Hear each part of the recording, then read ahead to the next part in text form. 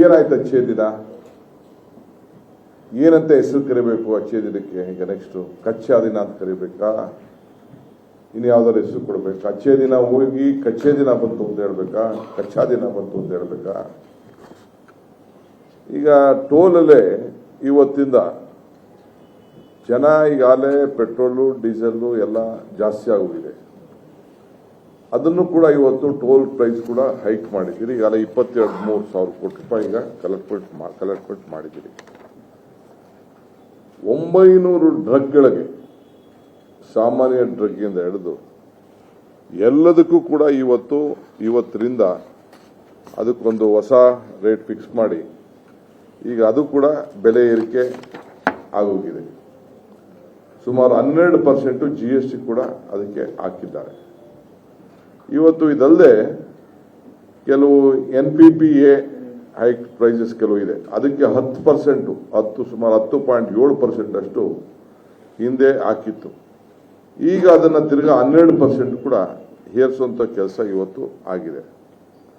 ಇವತ್ತು ಎಸೆನ್ಷಿಯಲ್ ಕಾಮೊಡಿಟೀಸ್ ಅಲ್ಲಿ ಈ ಪ್ಲಾಸ್ಟಿಕ್ ಗೂಡ್ಸು ಬೇರೆ ಏನೇ ಇದ್ರು ಕೂಡ ಈ ಪೈಪ್ ಇರ್ಬೋದು ಮತ್ತೊಂದು ಎಲ್ಲದಕ್ಕೂ ಕೂಡ ಈಗ 7,000 ರೂಪಾಯಿ ಪರ್ ಟನ್ನು ಅದನ್ನ ಕೂಡ ಇವತ್ತು ಏರಿಸಿ ಈಗ ಪಾಲಿಥೀನ್ ಪೈಪ್ಗೆ ಈಗ 4,000 ರೂಪಾಯಿ ಒಂದು ಟನ್ಗೆ ಏರಿಸುವಂತ ಕೆಲಸ ಇವತ್ತು ನಡೆದಿದೆ.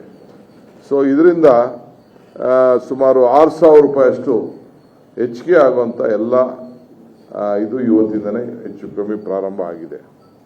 ಆಮೇಲೆ ನಾನು ಟೆಂಡರ್ ಕರೆದಿದ್ದೀನಿ, PW ಟೆಂಡರ್ ಕರೆದಿದ್ದಾರೆ, ಎಲ್ಲ ಮಾಡಿ ಈ ರೋಡ್ಗೆ ಈ ಬಿಟಮಿನ್ ಹಾಕಕ್ಕೆ ನಾವು ಟೆಂಡರ್ ಕರೆದಿದ್ದೀವಿ. ಕೆಲಸ ತೆಗೆದುಕೊಳ್ಬೇಕು.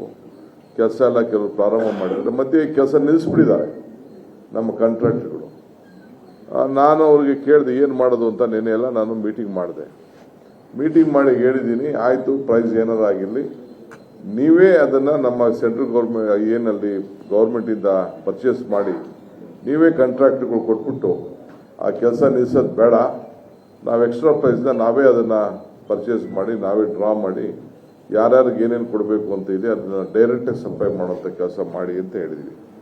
ಇದರಿಂದ ಏನಾಗ್ತಾ ಇದೆ ಅಂದರೆ 30ರಿಂದ 50% ಬಿಟಮಿನ್ಗೆ ಅಂದರೆ 45,000 ರೂಪಾಯಿ ಪರ್ ಟನ್ನು, ಅಂದರೆ 6,500 ರೂಪಾಯಿ ಇದು ಟನ್ ಅಷ್ಟು ಇಂಪ್ಲಿಕೇಶನ್ನು ಆಗ್ತಾ ಇದೆ. ಇದಕ್ಕೆ ನಾನು ಕೆಲಸ ನಿಲ್ಲಿಸೋದು ಬೇಡ ಅಂತೇಳಿ ನಿನ್ನೆ ನಮ್ಮ ಬೆಂಗಳೂರಿನಲ್ಲಿರುವಂಥ ಎಲ್ಲ ನಮ್ಮ ಆಫೀಸರ್ಸ್ಗೆ ಕಾಂಟ್ರಾಕ್ಟರ್ಗಳಿಗೆ ಹೇಳಿ ಕೆಲಸ ನಡೀಲಿ, ನಾವೇ ಡೈರೆಕ್ಟಾಗಿ ಬಿಟಮಿನ್ನ ಸಪ್ಲೈ ಮಾಡೋಣ ಅಂತ ಹೇಳಿದ್ದೇನೆ.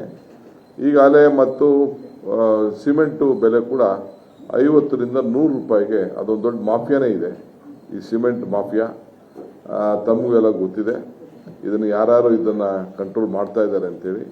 ಅಲ್ಲೂ ಕೂಡ ಆಗಿದೆ. ಇದಲ್ಲದೆ ಕಬ್ಬಣ ಕೂಡ 47,000 ರೂಪಾಯಿ ಇದ್ದಿದ್ದು 59,000 ರೂಪಾಯಿವರೆಗೂ ಹೋಗಿದೆ. ಡಿಫ್ರೆಂಟ್ ಕ್ಯಾಟಗರಿಯಲ್ಲಿ ಏನೇನು ಇದೆ ಅದು ಕೂಡ ಹೋಗಿದೆ. ಇನ್ನು ಹೆಂಗೆ ಮನೆಗಳು ಸಾಮಾನ್ಯ ಜನ ಮನೆಗಳು ತಗೊಳ್ಳೋನು ಮನೆ ಕಟ್ಟೋನು ಪರಿಸ್ಥಿತಿ ಏನಾಗ್ತದೆ ಅಂಥೇಳಿ ಎಲ್ಲ ಗೌರ್ಮೆಂಟ್ ಕೆಲಸನೇ ಇರ್ಬೋದು, ಪ್ರೈವೇಟ್ ಕೆಲಸನೇ ಇರ್ಬೋದು, ಎಲ್ಲದಕ್ಕೂ ಕೂಡ ಈ ಕಬ್ಬಣದ ಬೆಲೆ ಜಾಸ್ತಿ ಆಯಿತು, ಸಿಮೆಂಟ್ ಬೆಲೆ ಜಾಸ್ತಿ ಆಯಿತು, ಎಲ್ಲ ಪ್ರತಿಯೊಂದು ಆಯಿತು ಅಂದರೆ ಇನ್ನು ಯಾವ ರೀತಿ ಅವನ್ನ ತಡ್ಕೊಳ್ಳಿಕ್ಕೆ ಸಾಧ್ಯ? ಏರ್ ಕಂಡೀಷನ್ಸು, ಫ್ರಿಜ್ಗಳು ಇರ್ಬೋದು, ಯಾವುದೇ ಕೂಲರ್ಗಳು, ಇವೆಲ್ಲ ಕೂಡ ಸಾಮಾನ್ಯ ಜನ ಬದುಕಿಗೆ ಈಗ ಬೇಕು. ಅದು 5ರಿಂದ 15%ಗೆ ಏರಿಸುವಂಥ ಕೆಲಸ ಇವತ್ತು ಆಗಿದೆ. ಸೊ ಹಂಗೆ ಸಾಮಾನ್ಯ ಜನರಿಗೆ ಪ್ರತಿಯೊಂದರಲ್ಲೂ ಕೂಡ ಈಗಾಗಲೇ ನಮ್ಮ ಇವರು ಸೆಕ್ರೆಟರಿ ಹೇಳ್ದಂಗೆ ನೀವು ಫ್ಲೈಟ್ ಬೆಲೆ ನೀವು ಲೆಕ್ಕ ಹಾಕಿ 15% ಜಾಸ್ತಿ ಆಗ್ಬಿಡ್ತು. ಇದ್ದಕ್ಕಿದ್ದಂಗೆ ಒಂದೇ ಸತಿ ಅವರು 15% ಅಷ್ಟು ಏರಿಸ್ಬಿಟ್ಟಿದ್ದಾರೆ. ಎಲ್ಲ ವರ್ಗದಲ್ಲೂ ಅಷ್ಟೇ, ಏನು ಒಂದೇ ಕ್ಲಾಸಲ್ಲಿ ಅಂತಾರೆ, ಎಲ್ಲ ವರ್ಗದಲ್ಲೂ ಕೂಡ ಇವತ್ತು ಏರಿಸಿದ್ದಾರೆ.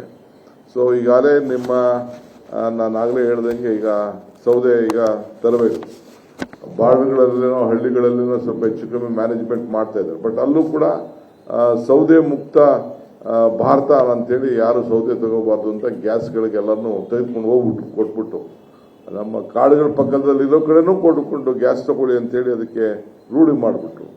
ಈಗ ಅಲ್ಲಿ ನಾವು ಫಾರೆಸ್ಟ್ಗೆ ಕಂಟ್ರೋಲ್ ಮಾಡೋಕ್ಕೆ ಹೋಗ್ತಾ ಇದ್ದೀವಿ, ಎಲ್ಲೂ ಸೌದೆ ಬರಲ್ಲ. ಈಗ ಏನು ಹಳ್ಳಿಗಾಡಿನಲ್ಲಿ ಇವತ್ತು ಮತ್ತೆ ಸಿಟಿಲೂ ಶುರು ಆಗ್ತಿದೆ. ವಿಧಿನೇ ಇಲ್ಲ. ಪಾಪ ಏನು ಮಾಡ್ತಾರೆ ಅವ್ರಿಗೆ ಆ ಭಾಗ್ಯ ಇವತ್ತು ಸೌದೆ ಭಾಗ್ಯನ ಈ ಸರ್ಕಾರ ಇವತ್ತು ಅವ್ರಿಗೆ ಕೊಟ್ಟಿದೆ. ಇವತ್ತು ಗ್ಯಾಸು ಬೆಲೆ ಮಾರ್ಕೆಟ್ನಲ್ಲಿ ಈಗ ಬ್ಲ್ಯಾಕ್ ಮಾರ್ಕೆಟ್ ಶುರು ಆಗ್ತಿದೆ. ನಾವು ನಿಗಾ ಇಡಬೇಕು ಅಂತ ಹೇಳಿದ್ದೇವೆ. 2,000 ರೂಪಾಯಿವರೆಗೂ ರೆಗ್ಯುಲರ್ ಗ್ಯಾಸು, 4,000 ರೂಪಾಯಿವರೆಗೂ ಈ ನಮ್ಮ ಬೇರೆ ಹೋಟ್ಲುಗಳದು ಕಮರ್ಷಿಯಲ್ ಗ್ಯಾಸನ್ನು ಕೂಡ ಇವತ್ತು ಏರಿಸಿದ್ದಾರೆ. ಸೊ ಹಿಂಗೆ ಎಲ್ಲ ವಿಚಾರದಲ್ಲೂ ಕೂಡ ಆಗಿ ಕೊನೆಗೆ ಈ ಪೋಸ್ಟ್ ಇಲ್ಲ ಏನಾದ್ರು ಪೋಸ್ಟ್ಗೂ ಇದಕ್ಕೂ ಸಂಬಂಧ ಏನು ನನಗೆ ಅರ್ಥ ಆಗ್ತಿದೆ.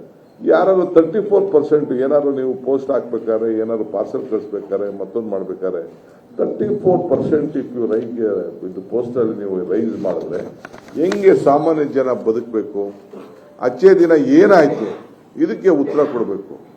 ಇಲ್ಲ ಹೋಲಿ ಅದಕ್ಕೇನಾದ್ರು ಕಾಂಪನ್ಸೇಟ್ ಮಾಡಿ ಕೇಂದ್ರ ಸರ್ಕಾರ ಈಗ ನಾವೇನೋ ಗ್ಯಾರಂಟಿ ಕೊಟ್ಟು 5 ಗ್ಯಾರಂಟಿ ಕೊಟ್ಟು ಅವ್ರಿಗೆ ಸಾಮಾನ್ಯವಾಗಿ ಒಂದು 5,000 ರೂಪಾಯಿ ಅವ್ರಿಗೆ ಕರೆಂಟ್ ಬೆಲೆ ಇರ್ಬೋದು, ಬಸ್ಸಿನ ಟ್ರಾವೆಲ್ ಬೆಲೆ ಇರ್ಬೋದು, 2,000 ರೂಪಾಯಿ ಇರ್ಬೋದು, ಈ ರೀತಿ ಎಲ್ಲ ನಾವು ಕೊಡ್ತಾ ಇದೀವಲ್ಲ.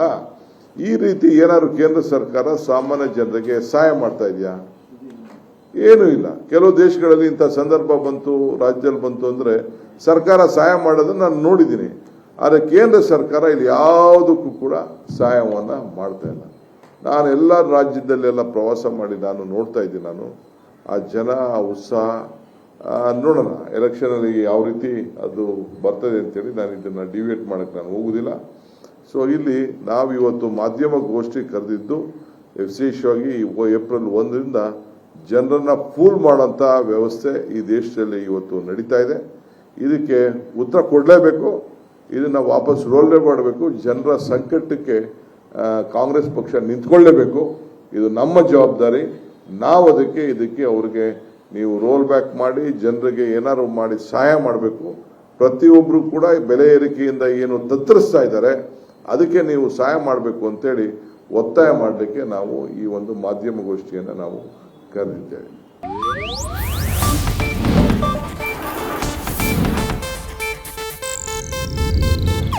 ಇದು ಏಷ್ಯಾನೆಟ್ ನ್ಯೂಸ್ ನೆಟ್ವರ್ಕ್ ಪ್ರಸ್ತುತಿ.